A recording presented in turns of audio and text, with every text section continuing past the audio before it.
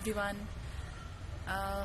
आज मैं फिर आप लोगों से बात करने आई हूँ और आज मैं आपको बताना चाहती हूँ कुछ जो मेरे साथ हुआ है day before yesterday.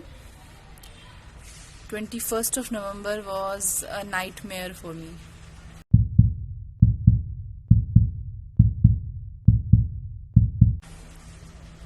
So I want to share this experience. ये वीडियो बनाने का मतलब सिर्फ इतना है कि मैं चाहती हूँ कि जो चीज़ मुझे नहीं पता थी, हो सकता है मैं बेवकूफ़ हूँ, हो सकता है कि कुछ लोग कहेंगे कि आपको इतनी सी चीज़ पता नहीं थी, आपने कैसे किया, लेकिन हो सकता है कुछ लोग अभी भी हैं जिनको नहीं पता हो मेरी तरह और उनसे ये भूल ना हो जाए, गलती ना हो जाए, इसलिए मैं ये वीडियो बना रही हूँ। सो मैं पेटीएम यूज़ करती हूँ। लाइक 99% मैं अपने ग्रोसरी से लेके ऊबर पे एंड एवरीथिंग मैं पेटीएम यूज़ करती हूँ। मेरे पास कैश कभी नहीं होता। अगर मेरे पास कैश होगा तो वो या तो 100 रुपीज़ या 200 रुपीज़ इतना ही रखती हूँ मैं, उससे ज़्यादा मेरे पास कैश नहीं होता कभी। 21st of November को क्या हुआ, मेरा पेटीएम मैंने यूज़ करने की कोशिश करी ग्रोसरी शॉप पे सुबह, तो वो नहीं चला। 3 टाइम्स वो नहीं चला और उसमें मैसेज आया समथिंग वेंट रॉन्ग और समथिंग ऐसे। सो आई वाज शॉक कि यार क्यों नहीं चल रहा, नेटवर्क भी है। तो मैंने गूगल पे यूज़ किया और गूगल पे से मैंने कंटिन्यू किया। उसी दिन जब मेरा सुबह नहीं चला, मेरे पास दोपहर को मैसेज आता है कि your KYC is not completed and this is the number. एक नंबर आया उसमें कि you can contact this person for your KYC। सो क्योंकि मैं ऊबर में भी बहुत ट्रैवल करती हूँ, तो ये KYC का जो चक्कर होता है ये ऊबर ड्राइवर्स को भी बहुत परेशान करता है। ठीक है, तो मैं KYC लगातार सुनती रहती हूँ कि मैडम मेरा KYC नहीं हुआ है इसलिए मेरा पेटीएम नहीं चल रहा।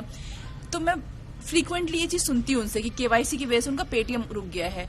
तो मुझे ऐसा लगा कि शायद मेरा भी KYC या कुछ हुआ होगा, नहीं चल रहा है। और वो मैसेज मैंने कनेक्ट किया कि मेरा जो पेटीएम नहीं चला तो वो इसी का मैसेज आया होगा। मुझे बिल्कुल भी कोई और अंदाज़ा नहीं था।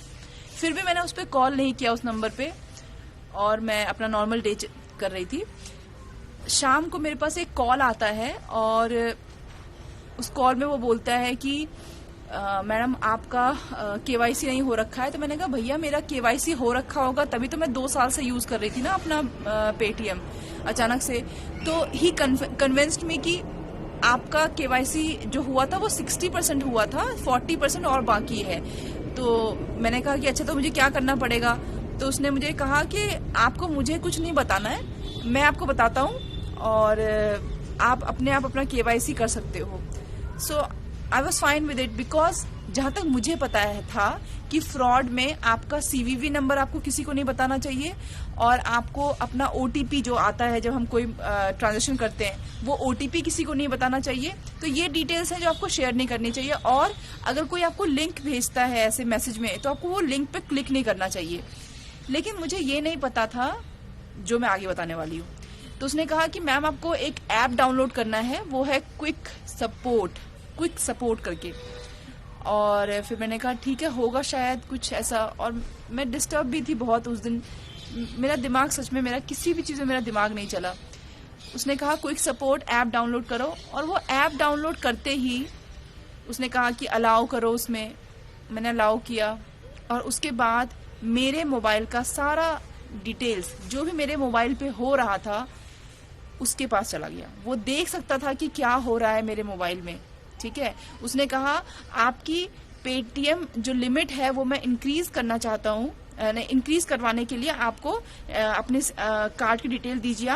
आप मुझे मत बताइए, आप खुद डिटेल डालिए और आपकी लिमिट इंक्रीज होगी। तो मैंने कहा भी उसे कि मुझे लिमिट नहीं चाहिए मुझे भैया, क्योंकि मैं अपना पेमेंट नहीं लेती। बोलते मैडम कुछ तो लिमिट रखोगे ना आप। तो मैंने कहा चल ठीक है, क्योंकि मुझे उसको बताना नहीं पड़ रहा तो आई वॉज ओके कि मुझे उसको बोलना नहीं पड़ रहा कुछ। लेकिन मुझे क्या पता था कि मैं जो डिटेल्स डाल रही हूँ वो सब वो देख पा रहा है वहां पे। फिर मैंने अपनी डिटेल्स डाली। पहली ट्रांजैक्शन हुई 1 रुपये की, तो भी मुझे शक नहीं हुआ बिकॉज ऑथेंटिकेशन के लिए गूगल पे और ये सब 1 रुपीज़ की ट्रांजैक्शन करते हैं और जो कि आपको तुरंत वापस आ जाता है आपके अकाउंट में। लेकिन जब दूसरी ट्रांजैक्शन हुई 1499 रुपीज़ की तो आई वॉज शॉक्ड। मैंने उसको बोला भैया ये मेरे पैसे कहाँ कट गए, ये क्या हो रहा है यहाँ पे। तो उसने बोला कि मैडम आपकी लिमिट बढ़ रही है, ये पैसे आपके दोबारा अकाउंट में रिफ्लेक्ट करेंगे।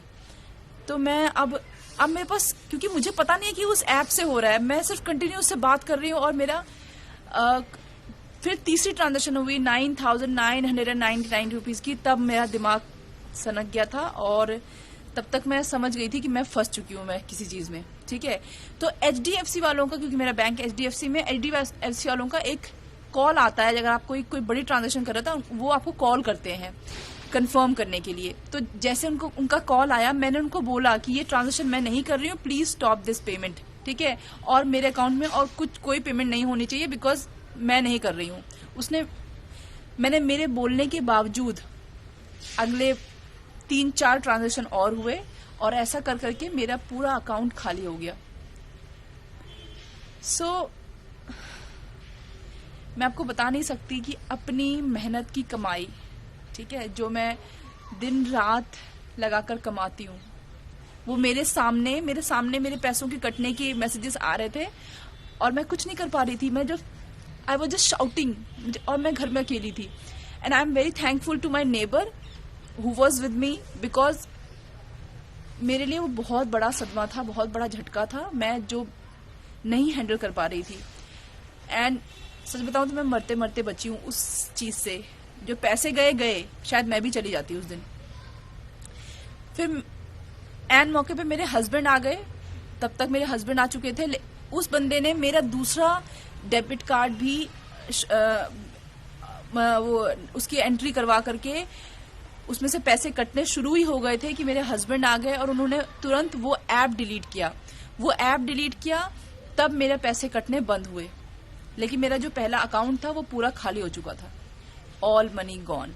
ठीक है, एंड स्टिल वो फोन पे था कि मैं आपके पैसे जा रहे हैं, आपके पैसे वापस कर दूंगा, अभी करता हूं मैं, आपको कार्ड टू कार्ड वापस करता हूं मैं। एंड मुझे ये उम्मीद थी कि हाँ शायद वापस कर देगा, शायद मैं ज्यादा सोच रही हूँ, शायद। और तब तक मैं अपने सेंसेस में भी नहीं थी उसके बाद तो, कि क्या हुआ क्या नहीं हुआ।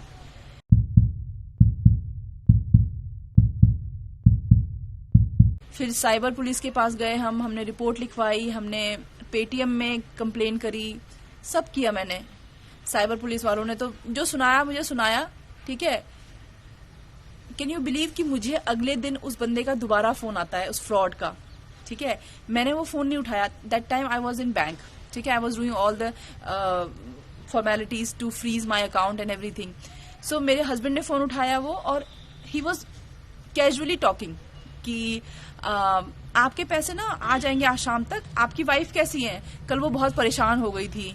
ठीक है, या तो वो ये देख रहा था कि अगर मैं फोन उठा लेती तो वो कोशिश करता मेरे दूसरे अकाउंट से पैसे लेने की, या तो पता नहीं किस लिए उसने फोन किया। जब मैंने साइबर पुलिस को ये इन्फॉर्मेशन दी कि मेरे पास वो दोबारा फोन आ रहा है उस बंदे का, तो उन्होंने कहा कि ब्लॉक दैट नंबर।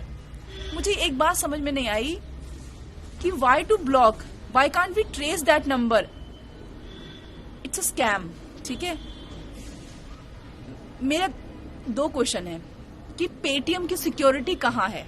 ठीक है, जब पेटीएम हम इतना उस पर डिपेंडेंट हो गए हैं, लेकिन पेटीएम की सिक्योरिटी कहाँ है। पहली बात, मेरा पेटीएम ना चलना ये इंडिकेट करता है कि इसका मतलब मेरा पेटीएम शायद पहले ही हैक हो चुका था, क्योंकि उसका ना चलना और फिर केवाईसी का मैसेज आना। अगर मेरा पेटीएम चल रहा होता और तब मुझे मैसेज आता तो शायद मेरे अंदर क्लिक करता कि मेरा पेटीएम तो चल रहा है, तो मैं उसको एंटरटेन ही नहीं करती। लेकिन मेरा पेटीएम ना चला और उसके बाद मैसेज आया, मैंने दोनों चीजों को कनेक्ट किया, इसका मतलब पहले से ही सब कुछ हो चुका था। दूसरा, जब मैंने HDFC वालों को बोला कि मैं ये पेमेंट नहीं कर रही हूँ, प्लीज स्टॉप कराएं इसको, तो भी वो रुका नहीं, तो भी होता गया। क्यों? क्या हमारे पास कोई टेक्नोलॉजी नहीं है कि हम, मतलब क्या है, कुछ तो लूप होल है ना। तीसरा ये, जब मैंने उस साइबर पुलिस को बोला कि मेरे पास वो फोन आ रहा है, तो उन्होंने कहा, मैंने कहा हम वो ट्रेस नहीं कर सकते sir, why should I block that number. तो उन्होंने बोला, मैडम आप ना क्राइम पेट्रोल बहुत देखते हो, आपको लगता है कि नंबर से ट्रेस किया जा सकता है क्या? आप मेरे पास आना, मैं आपकी आधे घंटे की क्लास लूंगा और आपको बताऊंगा। मेरा क्वेश्चन आप लोगों से है और सबसे है, मेरे साथ जो होना था हो गया। इस वीडियो का एक मतलब है कि आप सब अवेयर रहें ये जो हो रहा है। दूसरा, मेरा क्वेश्चन ये है गवर्नमेंट से कि हमने हर चीज को डिजिटल करने की कोशिश करी है कि आप इससे यूज करें, ये यूज करें, पर सिक्योरिटी कहाँ है? और जब किसी के साथ ऐसा होता है तो पुलिस कैसे, ये क्या आंसर था कि आप क्राइम पेट्रोल बहुत देखते हो? ये एक कॉमन नॉलेज है आई थिंक सबकी कि हाँ, मोबाइल नंबर से किसी को ट्रेस किया जा सकता है। जब मोबाइल से इतनी सारी चीजें हो रही हैं तो ट्रेस क्यों नहीं हो सकता? ये जवाब था उसका। बिकॉज शायद उसके लिए मेरे पैसे उतने मायने नहीं रखते, क्योंकि मैं शायद पॉलिटिशियन नहीं हूं, शायद मैं एक आम आदमी हूं। ठीक है। तीसरा, मुझे पता है HDFC भी कुछ नहीं करेगी, कोई कुछ नहीं करेगा। ठीक है। सो मैं अब अपनी तरफ से ये कर सकती हूँ कि मैं एटलीस्ट जितने लोगों से मिल रही हूँ, जितने लोगों को जानती हूँ और जितने भी मेरे आसपास हैं, मैं सबको बता रही हूँ ये बात कि ऐसा हुआ, सारी डिटेल दे रही हूँ, सो दैट मेरी तरह किसी और के साथ ऐसा ना हो। Please be aware. ठीक है। अगर आप पेटीएम यूज करते हैं, मैं तो बोलूंगी यूज करने की जरूरत ही नहीं है। ठीक है। Back to normal cash use करें। ठीक है। अपनी UPI पिन अपने मोबाइल में ऐसे सेव, किसी भी ऐसे ऐप को HDFC या किसी भी बैंक के ऐप को रखने की जरूरत नहीं है, because it is not safe. जब आपके साथ कुछ ऐसा हो जाएगा तो ये वही बैंक है जो आपका सपोर्ट नहीं करेंगे, कुछ नहीं करेंगे, ये कोई कुछ नहीं करेगा। ठीक है। और हमें आई थिंक उसके बाद अगले दिन ही कल के न्यूज़पेपर में आया पेटीएम का ये, क्योंकि आई थिंक मेरे से पहले भी लोग बैठे हुए थे जब मैं साइबर पुलिस के पास गई, मेरे से बाद भी लोग थे, और कितना ज्यादा हो रहा है। मतलब इतने सारे केसेस मैंने सुन लिए अपने आसपास ही उसके बाद अगले दिन ही कि अच्छा, इनके मेरे क्लाइंट में ही 3 लोगों के पास ऐसे मैसेजेस, सेम मैसेजेस आए हुए हैं, और उसमें से 2 लोग वो भी कह रहे थे कि हम ये करने ही वाले थे कि बात कर लेते हैं यार, KYC करवा लेते हैं, अच्छा हुआ आपने बता दिया। तब मुझे लगा कि थैंक गॉड कि मैंने बात कर ली इस बारे में, थैंक गॉड कि मेरे थ्रू उनको पता चल गया कि क्या क्या हुआ और वो बच गए। इसीलिए आपको, अगर आप किसी को जानते जो पेटीएम यूज करते हैं, so please be aware, and आप जितने लोगों को बता सकें बताएं। ठीक है। और किसी को भी इस सदमे से बचाएं, because it is not easy to handle this. चाहे वो 5,000 रुपीज हो, चाहे वो 5 लाख रुपीज हो, किसी की हार्ड अर्न मनी उसके सामने चली जाए इस तरह से, ये झेलना बहुत मुश्किल होता है। Thank you.